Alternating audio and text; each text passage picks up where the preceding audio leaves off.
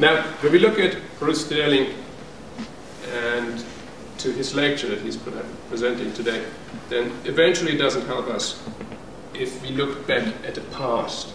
And so I'm delighted that his speech is about atemporality. And I hope that he will be able to explain it to us in a way that I can understand it. And so what I would like to do is ask you to give a warm welcome to Mr. Sterling.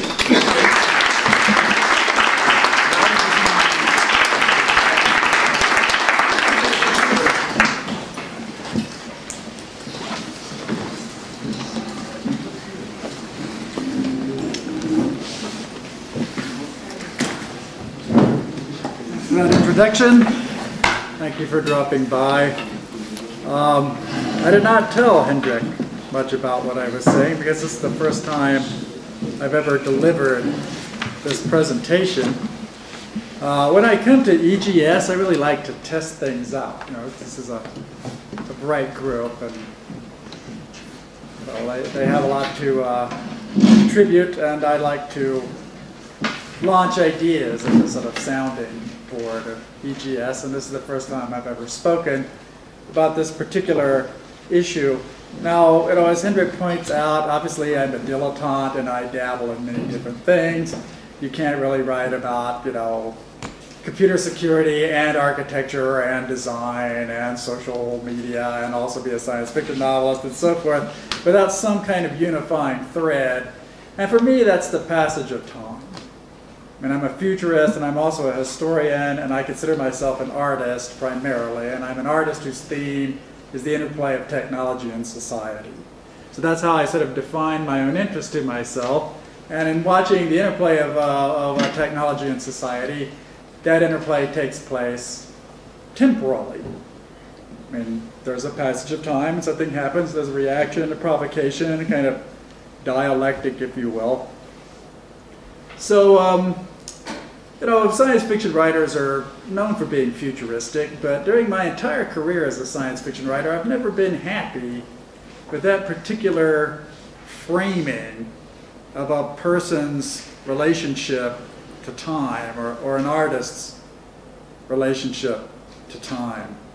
You know, I've described it in many of my books, and I've circled around the thing, kind of gnawed at it, chewed at it. I was always very attracted by post-modernity because I knew I was not a modern, and I was sort of happy with the contradictory aspects of post-modernity, that you would declare yourself to be not modern but not declare yourself to be what you were.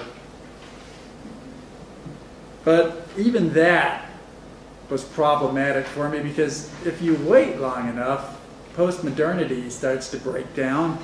And you have to start talking about things like early post-modernity, late post-modernity, classic post-modernity, tomorrow's post-modernity, future post-modernity. You just think of that as a word. It's really not working. So what I want to do tonight is not talk about words other than the word atemporality, which was just coined by William Gibson. I want to see if I can show you images instead. And maybe we can get away from the words and look at some photographs, really a bunch of rather bad photographs. And I'm not a photographer, and I'm not presenting to you the formal qualities of the image. What I'm going to attempt to do tonight is show to you an atemporal sensibility and see if I can get you to see these images in the way that I see them. And I've never tried this before. It's really an artistic sensibility that's a kind of framing. It's not futuristic, it's not anachronistic. I wouldn't say it's exactly a new thing because a lot of these photographs are quite old, but it's just like a different approach to a human standpoint in time. So let's see if we can get this baby to light up here. Right. It's about futurity, history, and the present, sort of in a melange. Well, let's just see. I mean, we've tried many verbal taggings for this. The future is already here. It's not well distributed. Both William Gibson and I are very well associated with this particular tag frame. The future is a kind of history that hasn't happened yet. That's something we say rather a lot. The past is a future that has already happened. This is another sort of cyberpunk framing. So, you know, what is the atemporal? Well, it's not a timeless classic. I think it might be described as a kind of temporal cosmopolitanism. If you were really atemporal, you ought to be able to say something like, that was a very advanced buggy whip. Even though a buggy whip is an old thing. You ought to be able to sort of divorce the idea from advancement from a particular period in time. You know, and a buggy whip is a difficult thing to describe as advanced because now we would consider whipping a horse quite painful and not really something we would do ethically. Or you could define cars from an atemporal prospect as a big mistake and not an advance of any kind. I mean, an advance at the time and within the framework of the time, but also a lethal setback for civilization because of the damage that cars did to the human prospect. You know, if you had an atemporal understanding, cars could be both advanced and retrograde depending on the framing and the observer's circumstances. But I don't want to belabor the verbal point here, even though I am a writer and a rather poor photographer. Let's see if we could do this with images. Okay, so this is an allopile. And what is an allopile? Well, an allopile is a scientific device invented by an engineer, Hieron of Alexandria, in 200 BC. So this is a 2,200-year-old steam engine.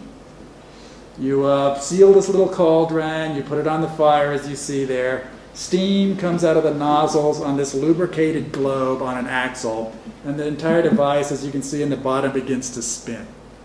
Now this was the most rapidly moving object in the ancient world. It's actually a jet-propelled steam engine. You lube one of these babies up, they'll do 500 revolutions per minute. They're really fast.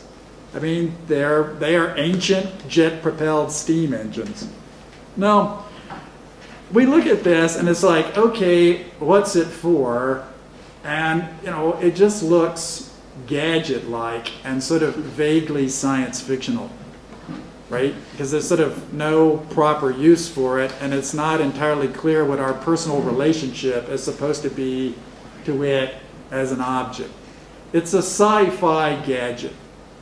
And it has been a sci-fi gadget for 2,200 years. This is like the world's oldest weird sci-fi gadget.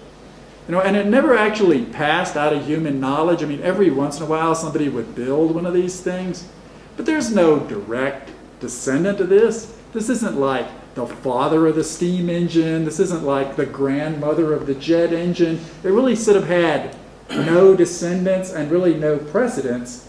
It's just an oddity, and it's a permanent classic oddity.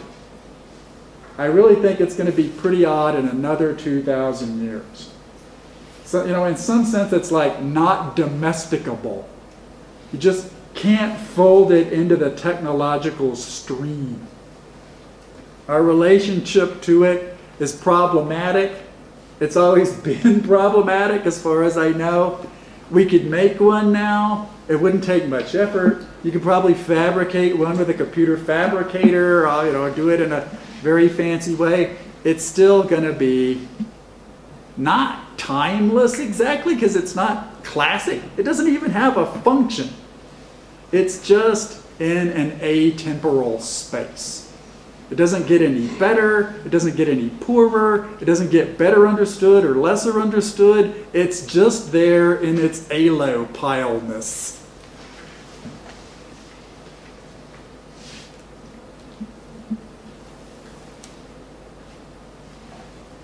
Okay, here's a somewhat kind of related device.